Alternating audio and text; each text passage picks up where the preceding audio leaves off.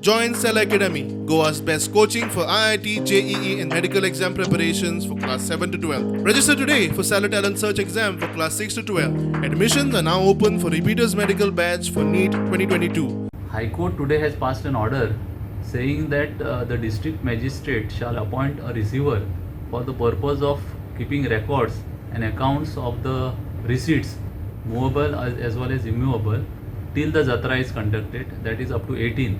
And that is the order that has been passed. The District Magistrate now will appoint a receiver for the purpose of receiving the donations, etc. And that is the order that is passed. Further, the High Court has said that these proceedings or Jatra festival will be conducted in a peaceful manner and nobody will interfere with this peaceful festivities. This is one order that has been passed by the High Court.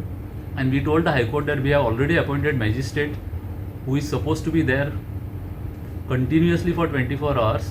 There are police who are there at site, and if required we will have more police force at the site, and we will not allow any law and order situation at the site.